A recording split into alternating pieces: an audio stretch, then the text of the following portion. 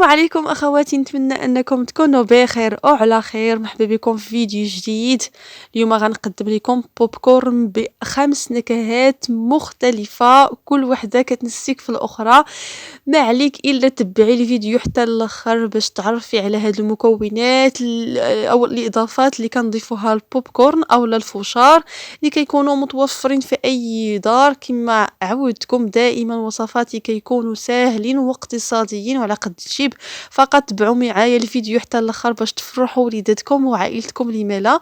وما تنسايش الا كنتي اول مره كتشاهدي القناه انك تشتركي فيها بالضغط على الزر الاحمر وتفعلي الجرس باش يوصلك جديد الفيديوهات، ودائما مع الوصفات السهله. فخليك معايا وفرجه ممتعه.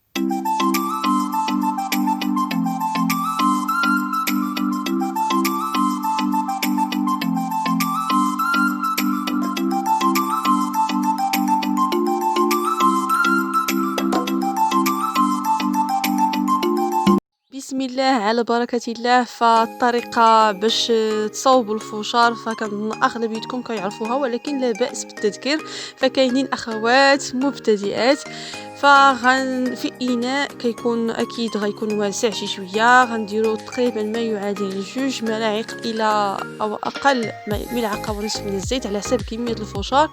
فغتاخذوا 3 ملاعق من الذره او الميز. فكنخليو الزيت تسخن شي شويه، كنضيفوا شويه من الملح، القليل من الملح فقط، وكنضيفوا حبات الفشار وغنحركوهم في الزيت وغنقصوا العافيه كتكون مهيله حتى تطرطق لنا حبات ديال الفشار. مباشره غندوزو نوجدوا النكهات اللي غنسمو بها الفشار او الذره. هنايا النكهه الاولى كتكون مالحه، وهي الاضافه اللي نالت اعجابي على حتى هذوك الاخرين صراحه. كاملين عندهم واحد المذاق اللي هو رائع، ولكن انا دائما كنميل للوصفات اللي كيكونوا مالحين. فهنايا غنحتاج الفرماج، بامكانكم تعملوا اي فرماج عندكم سواء الاحمر او الموتزاريلا او اي فرماج عندكم. انا هنايا عندي الموتزاريلا، حكيتو غنضيف الفلفل الاسود او الابزار، غنضيف الزعتره كنحطها شي شويه، وغنضيف القليل من الملح. غنخليها جانبا وندوز مباشره نوجد النكهه الثانيه. تقريبا هنايا عندي 3 ملاعق من بودره الكاكاو، غنضيف ما يعادل 2-3 معالق من الزيت. من الافضل ديروا غير ملعقه وحده او لا عفوا 2 ملاعق، وغنضيف كذلك 2 ملاعق من السكر. ودائما هنا الملاعق كيكونوا باري. انا هنا ضفت غير ملعقه، نتوما ضيفوا 2 ملاعق حيت كتجي حيت عندي بودره الكاكاو كتكون مره. الا كانت عندكم بودره الكاكاو اللي هي حلوه فبامكانكم تكتفيوا غير بملعقه. وهذه الطريقه فهي بديل الشوكولاته الا ما عندكمش. فمن بعد ما كطيب لينا الذره ديالنا، فملي كتكون سخونه كنضيفوها مباشره النكهه ولا الفرماج اللي حكينا في الاول وخلطنا معاه دوك الاضافات الاخرين كما شفتوا معايا. فمباشره كما قلت لكم ان فوا طيب عملوها اولا حركوها مع داك الخليط باش داك الفرماج يذوب لكم.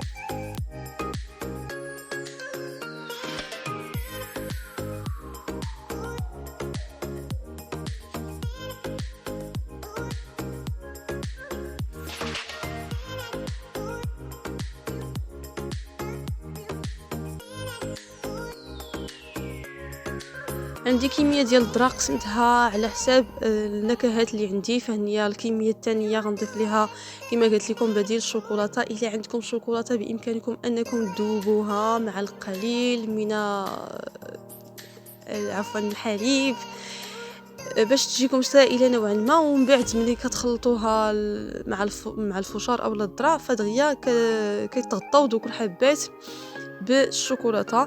فغنستمر في التحريك حتى كما قلت لكم حتى يتغطاو لنا كاع دوك الحبات بالبديل ديال الشوكولاته. وخليكم معايا باش تعرفوا على باقي النكهات.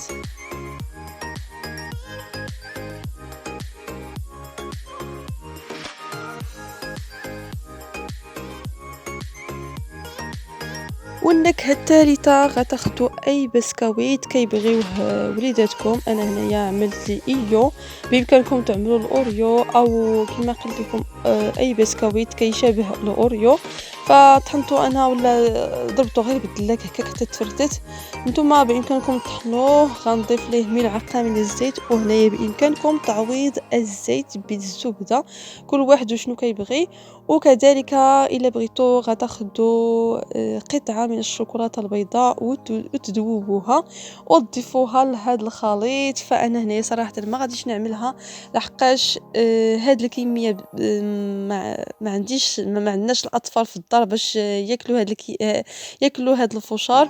فما غاديش نعمل كميه كثيره، تقريبا عملت غير تقريبا زلافه في كل نوع. وهذه نت ما غاديش نضيف ليها شكلاط، من الافضل نخليها غير هكاك. وانتم الا غتضيفوا ليها الشكلاط فدغيا دوك الحبات ديال الذره دغيا غتغلف لكم بالبسكويت.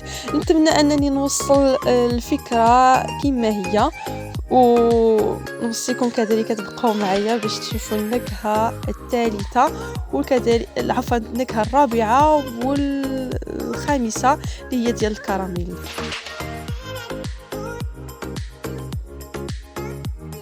النكهة الرابعة وما قبل الأخيرة فحتى هي كتجي روعة.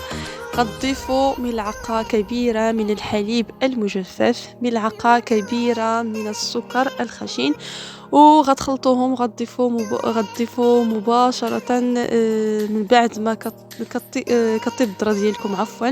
فمن الافضل هنايا اون فوا طيب باقي محافظة على الحرارة ديالها تضيفوا ليها هاد المكونات باش دغيا تغلف لكم الفشار ولا الذرة ديالكم.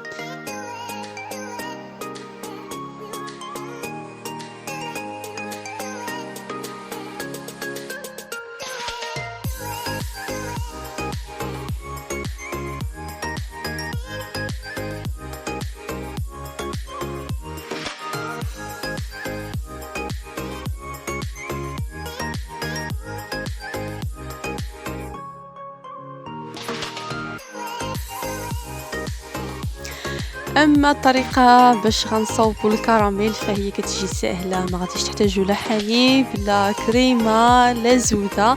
فقط في داك الاناء فاش طيبتوا الفشار ولا الذره ديالكم غنضيف 3 ملاعق من السكر. فهنايا غتضيفوا السكر على حساب كميه ديال الذره اللي عملتو.